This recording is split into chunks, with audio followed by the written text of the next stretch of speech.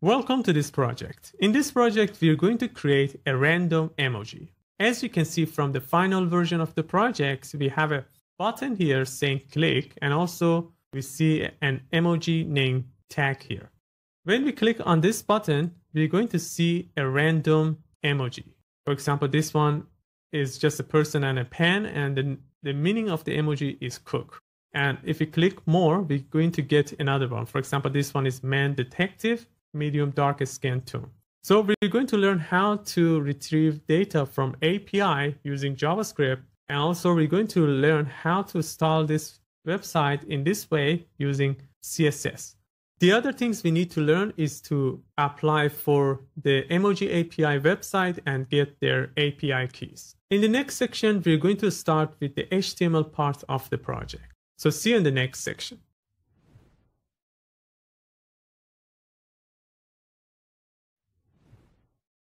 All right, let's start our project. I put the final version here as our reference so we can use it when we are coding. Okay, let's go back to our desktop and we open the Visual Studio Code. So we close the Get Started tab and we can open the Explorer section by the View menu. We click on View and we open the Explorer section, or we can use Ctrl-Shift-E. And here we open a folder.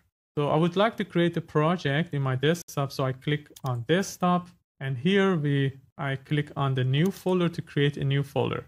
And I call the project a random emoji. And I press enter. And here we can click on the select folder to select the folder.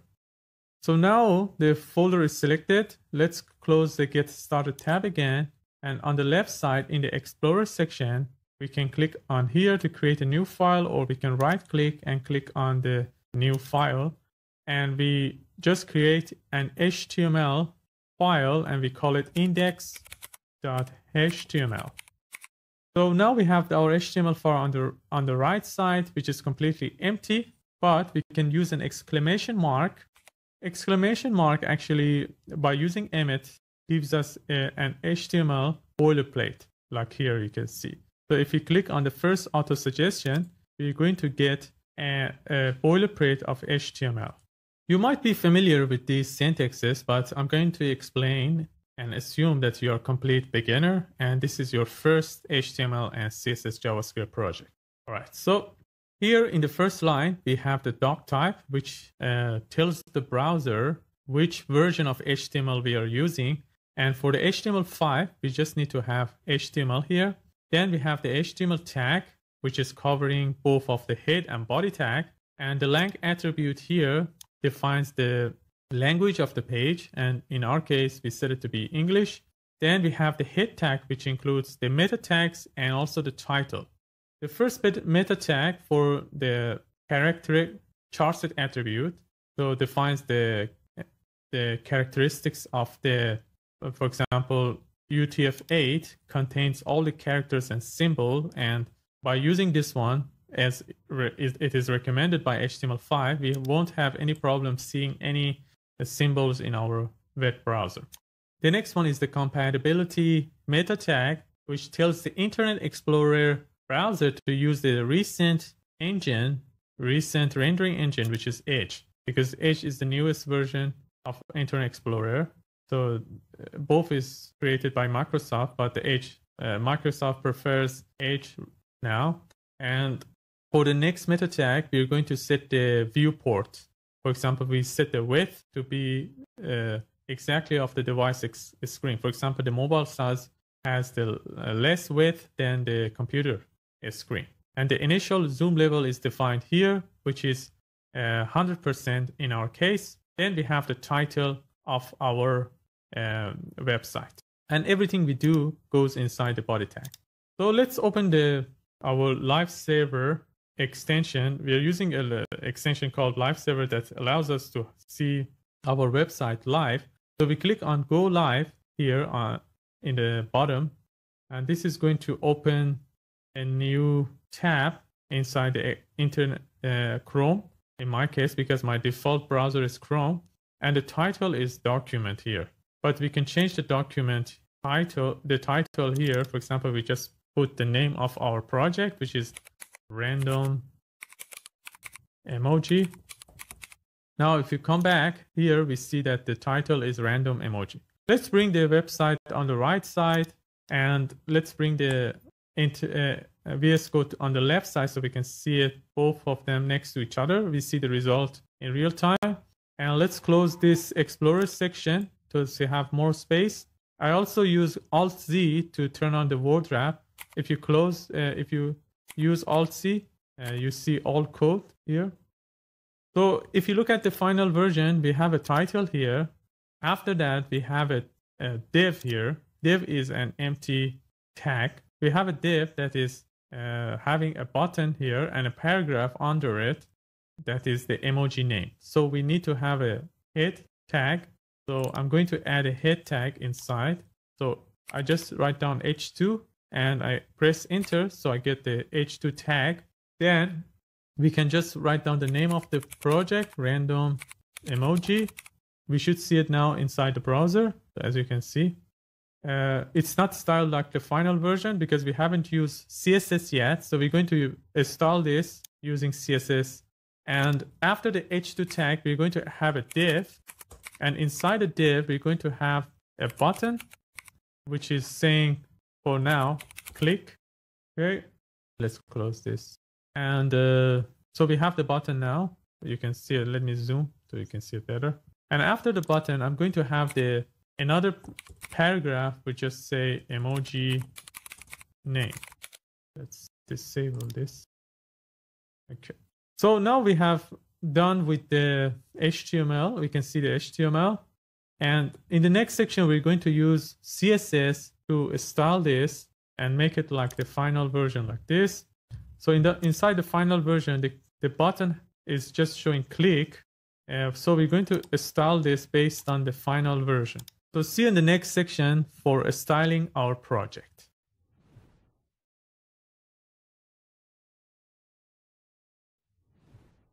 All right, in the last section, we have completed the HTML part of the project. In this section, we're going to style the project using CSS. The first thing we need to do is to create a file, a CSS file. So we need to open the Explorer section using Ctrl-Shift-E. And here we click on this icon to create a new file, and we call it a style.css. Before using CSS, we need to add a link to the index.html file and connect these two files together in order for them to work. So inside the index.html, just after or before the title tag, we need to add a link tag. We just write to link and we click on the third auto suggestion, the one with the CSS. So this is going to create a relationship between the HTML file and the CSS style sheet. And the href here is the destination of the file. And as both files are located at the same directory, we just need to write down a style.css inside the href. Now we can use CSS in our project. So we go to style.css. We can close the Explorer section to have more space on the left side. And we start with the body section. So we just write body. And we want to firstly remove the padding and margin around this elements. So we just say padding 0 and margin 0. So they should be connected. So let me refresh.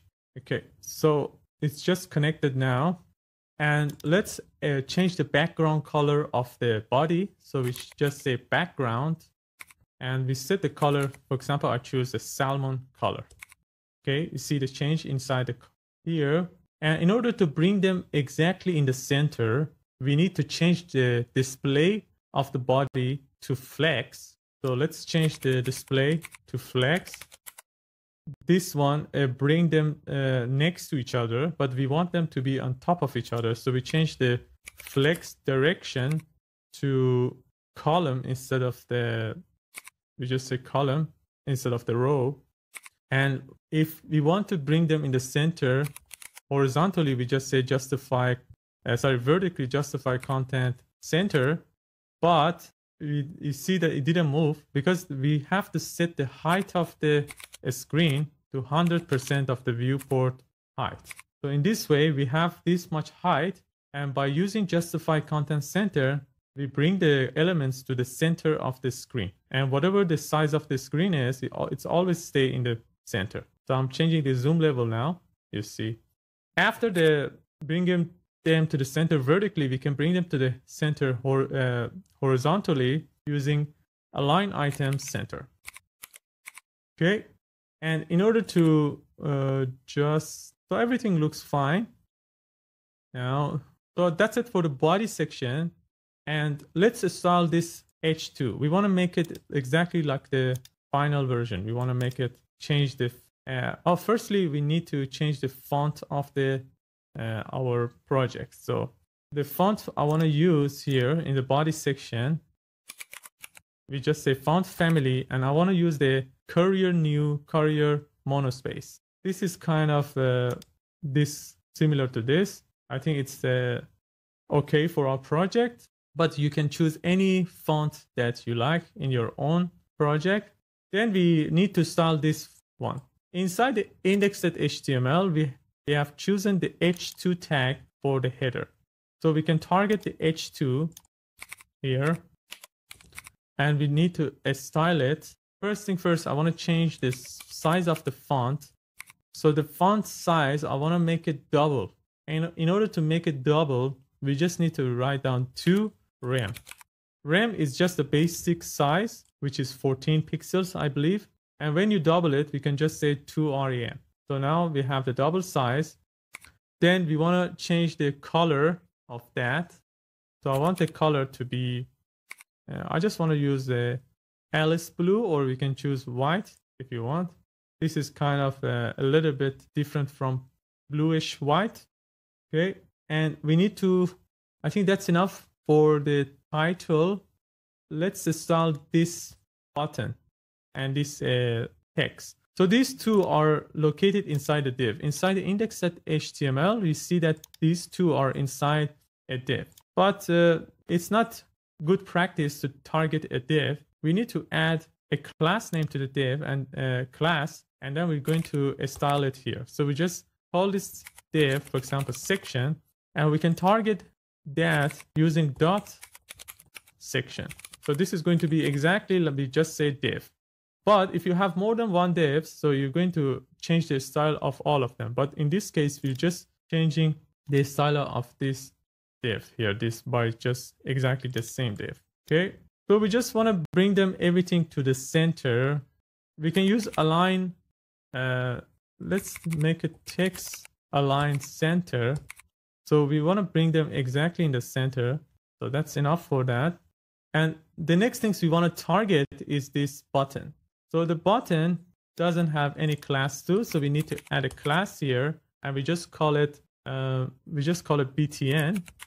Okay, and here we can style it. We just say .btn, and first thing first, I want to increase the size. So I just say font size. I want to make it 5 times. So just say 5 rem. Okay, and for the I want to remove the border, so just say border none. I don't want it to have a border, but and also I don't want a background color, but I want it to be like this one. It has a background, but it's transparent. Okay, we can simply achieve that by just saying background. Okay, we choose background, and we can just say RGB. We can choose the color, and also we can add the transparency as well. So the color I want to choose is 255, 255, 255, which is just the white color. And then I want the 0.2 transparency, okay, which is, I believe, is 20% transparency. Okay, so the background color, which is salmon, now you can see from here. Then we want some corner here, some rounded corner. We can simply achieve that by just adding border radius. Let me see, border radius and we set the border radius to be 10 pixels. Okay, then we want to add some padding, some space between the text and the border. So 15 pixels for the padding. So right, so it looks fine. But if you look at the final version, inside, when we have something here, when we don't hover over it, we see it's gray. And when we hover over it, it becomes colorful. We can make the icons inside gray by just saying filter, and they've set the filter to be gray scale. And we don't set anything inside the parentheses. This is completely make it gray. And when we want to achieve the color, we set the gray scale to 0. Okay. So now we have this gray filter as well. And as you can see here, we have some transition. It doesn't suddenly change. So in order to add a transition, we just write down transition. The transition we want to apply is just for the filter, because we don't want to apply for other things because it makes your website slower. And we want the transition is just to be 0.2 seconds and with the ease in and out effect. The other things I want to do is when we hover over it, okay, we want to see a pointing hand. So when we just set the cursor to be pointer, so when we hover over it, we see a pointing hand. Okay, that was it for the button. Let's install this. So another things we want to do for the button is just I told you when we want to hover over it, we want to make these icons colorful. So we just say .btn.hover. We want to use the hover pseudo class, and we just change the filter from gray scale, which is here complete gray scale, to 0. So it's going to be colorful this way. Okay, and let's install this text quickly. So let's add some class here. So we add a class here and we just say emoji dash name. So for the class name, you have to add a dash. So we can target this one by just saying dot emoji dash name. And I want just to make it a little bit bolder by just saying font weight 600. And also I want the color of the text to be dark blue. Okay, so as you can see here. All right, that was it for the CSS part of the project. In the next section, we're going to add the functionality of getting these random emojis and also the name of the emoji instead of just showing emoji name. So see you in the next section for the JavaScript part of the project.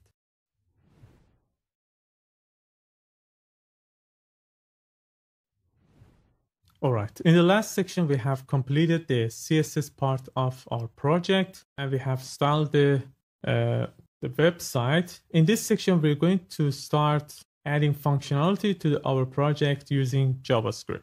First thing we need to do is to install and add the JavaScript file to our Visual Studio Code. So we need to open the Explorer section. We can use Ctrl+Shift+E to open the Explorer section. And on the left side, we can create a new file and we call it index.js. And as we did for the CSS file, we need to connect the HTML file and the JavaScript file as well. Otherwise, we cannot use the JavaScript file. For doing that, instead of adding the link tag at the beginning of the project, we need to add the script tag at the end of the body tag. The reason we are adding the script tag at the end of the body tag because JavaScript needs the elements to be loaded first, and then we need to manipulate these elements using JavaScript. So first thing first, the elements should be loaded, then JavaScript should work. Otherwise, we cannot see the elements inside JavaScript. So we need to add the script tag at the end of the body tag. So we add a script tag using we write down SC and we click on the second auto suggestion with the one with the SRC. SRC in the script tag is similar to the href inside the link tag. It's just the destination of the file. And as both files, the index.js and index.html are located at the same directory, we just need to write index.js for the destination of the file. Now we can use the JavaScript inside our project. So now we can go to the index.js and start our manipulation. So two things we need to change here. First, we need to track the click on this button. So when we click on the button, we need to do something. And also we want to change this emoji name as well. So as you can see from the final version, when we click on this button, we track the clicks on this button. Let me refresh the page. So we click here, the JavaScript detects the click and loads a new emoji here, and also change the definition of the emoji here under the button. So we are changing to actually place the button and also this text, and also we are detecting the clicks on the button as well. So we need to add an add event listener to the button, and also we need to change the value of these two buttons using a method called inner text. Okay, let's do it inside our own website, the final version here, the current one. So we need to bring in two things, the button and this text. So the button has a class of btn, so we can add an ID here. So because we want to have a unique button to track, so we need to add a ID. We can also track, bring it using this class, but it's a better practice to add an ID to anything we want to bring inside the JavaScript. So here we just write btn, and inside the index.js, we can bring it inside and create a reference using, we create a constant and we call it btn element. Okay, and inside a document is everything we have inside the website. So we just say if inside a document we want to get an element by its ID, so we use this method get element by ID, and the ID we want to get is that btn. Okay, so the ID here was btn. Okay, let me close the style now. So we brought inside the btn. Now we can add the event listener or other things here. And the next things we want to bring inside is this paragraph. So the paragraph, I added ID as well. So I call this emoji dash name. Okay, and inside the index.js, we're going to create another constant, and we call this one emoji name element, and this is going to be equal to document dot get element by ID, and the ID name is emoji dash name. So we have both elements now. Now we can add the event listener here for this button. So we just say btn element, we add event listener to this, and the event we want to track, let's see.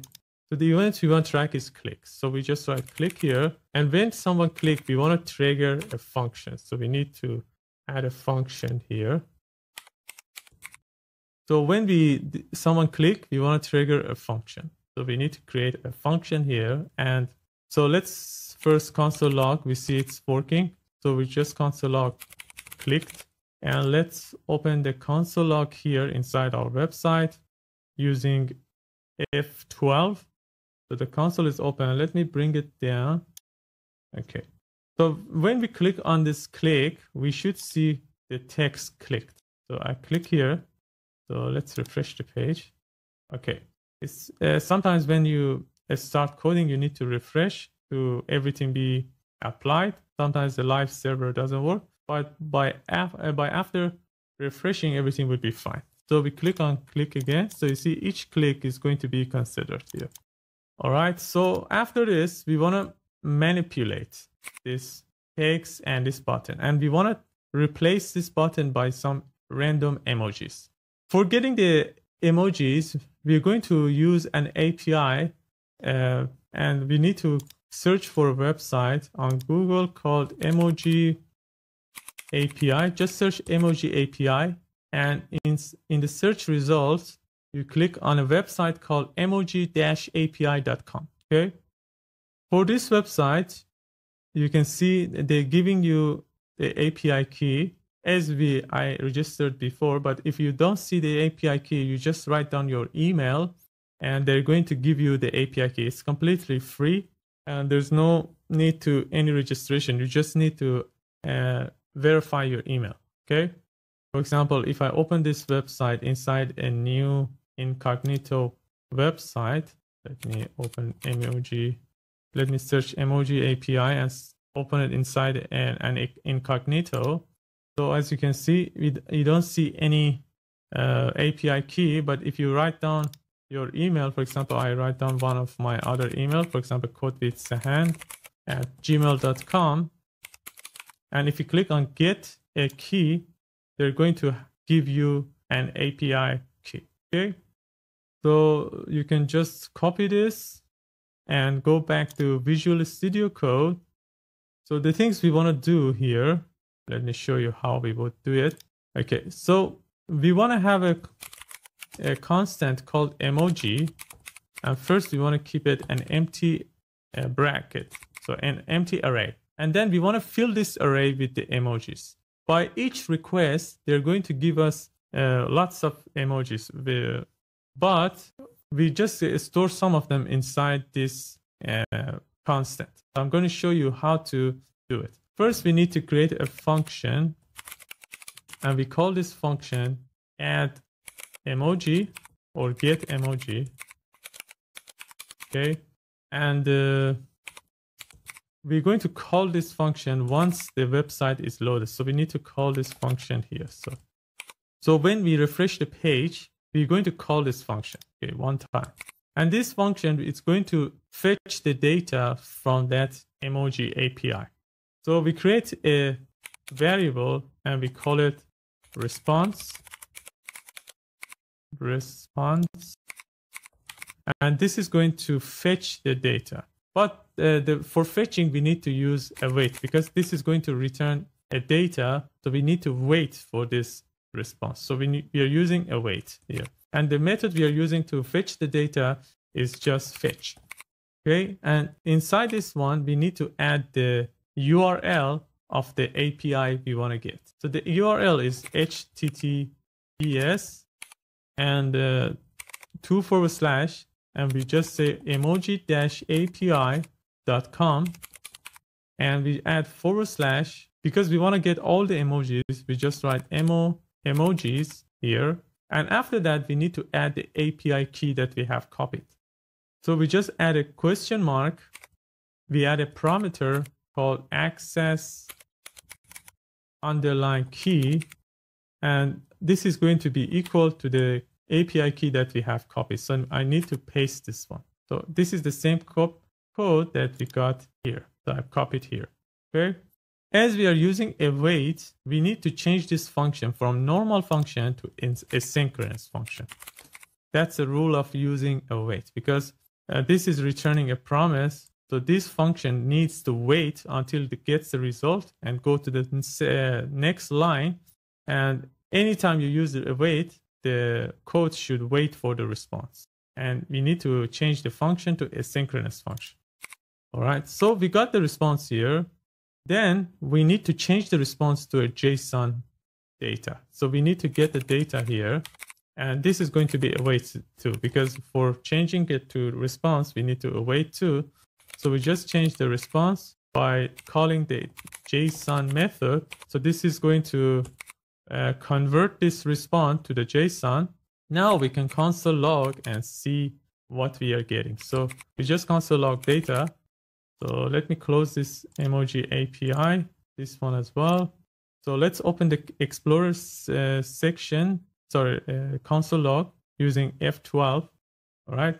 As soon as we refresh the page, we get an array of emojis. Okay, you see.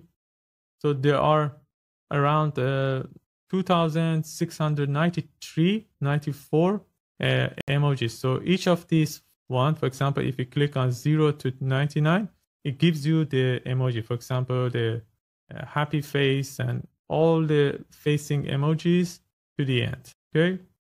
And I want to show you, for example, if you don't get your API key, for example, I delete the last digit here. I just delete this one. Now, if we refresh the page, we get an error. And the error is access to the fetch from the origin has been blocked by course policy. No access controls are around. So you need to get your API key. Otherwise, you cannot get the emojis. Okay. So I returned the last digit here, and as you can see, we got all the APIs, all the icons. But I want to show you after 1,500, most of the emojis is just a country code or flags or other things. We don't need to use them. So until 1,000, I feel until 1,500, they are okay. So there are some emojis that you can see. Okay. So I'm going to limit these emojis until 1,500 and put them inside this constant that we have created. All right. So let's delete this console log, and we create a for loop here. The for loop is going to use starts from 0, then it's going to be until 1,500. Okay. And this is going to increase one by one. So I start from 0 to 1,500, and it's going to be increased one by one. For example, 0, 1, 2, 3 to the end. Okay, so we create a for loop. Now we want to push the response inside this data. So we just say emoji. So this emoji dot push, and we want to add an object here because we want to get the emoji and also the emoji definition. So let me console log this one again so you see what I'm talking about. So if you look at here, let me zoom this a little bit. Okay, each of them has a character, which is this emoji, and also Unicode name. So if I open this, so each of them has a character. We want to get this character and replace it with this button, and also we want this Unicode name, which is the name of or definition of this emoji. Okay, we want to save both of them. So here inside this object, we want to get the name, which is equal to this data we are getting, and we want to target each of them. So we just say in the bracket, we just add I, and after that, the first thing we want to get is the character, which we can see from here. So we want to get the character and also Unicode name. So let me copy this Unicode name as well. So after the name, we want to get the, so this is the name. So, or we can just say character or emoji name. We can just call it emoji name. And then this one is emoji code. Okay. And this one is coming from data. And this one is Unicode name. Okay.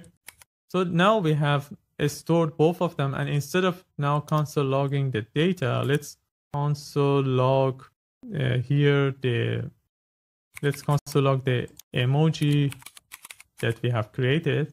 So now if you open the console, we still get an array. Let me see, let's refresh the page. So we console, we still, okay. So we have limited to 2,500. But we still, this is for the final version. Let's check our own website. Okay. Now, if you open this one, let's refresh the page. So now we have the array. Let's decrease the size. This array is now 1,500 with just the emoji name and emoji code that we are getting here. Emoji name and emoji code. Okay. Now we can replace this button with this emoji name, and also we can replace this paragraph with the emoji code. Okay, so let's do this here. So let's clear this console log, and inside this function that we are clicking on this button, we're going to target that btn and the emoji name. But first thing, we need to create a random number, because each time we want to click, we want to see a random, like in the final version, we want to see a random emoji and its definition. So first we need to create a random number for creating a random number, we can use the math.random. This is going to create a random number between 0 and 1. For example, if I console log the random number, we can, if we go to our website and open the console, each time we click, we get a random number between 0 and 1. Okay, but we want the number to be completely just 0 or 1, some number. So we need to make this one rounded by we just use floor. Floor is going to bring it to the down. Okay, so now each time we click, we get 0, because between 0 and 1, whatever number is, it's going to be rounded to its minimum, which is 0. But we want to create a random number between 0 and 1500, or the length of this emoji. So we need to multiply this one to the emoji dot length. So the length of this emoji, this constant, is 1500. So this is going to create a random number between 0 and 1500. So each time we click, we get a number between 0 and 1500 randomly, as you can see from the console log. All right, so now we can use this number to fill this button and the paragraph using this emoji name and emoji code. Okay, so for the btn, for the button, we add an inner text. So we want to fill the text inside the button using that emoji that we have, and we use a random number to choose one of them, and we just get the emoji name here. All right, so now if you click, we see that the button, inside the button, is replaced by a random emoji. Okay, and also we want to change that emoji name as well. So we target the emoji name element, and we changed its inner text by the emoji random number dot emoji code this time. So now if you click, we see a random emoji and its definition. For example, this is leaf, this one is dango, seat, and also we can see the transition and changing the color as well. So let me zoom a little bit, you can see the difference. Okay, that was it for our project. I hope you enjoyed and learned many things. You can add more functionality yourself and share it with us in the comment section. So I hope you enjoyed and learned many things. See you in the next project.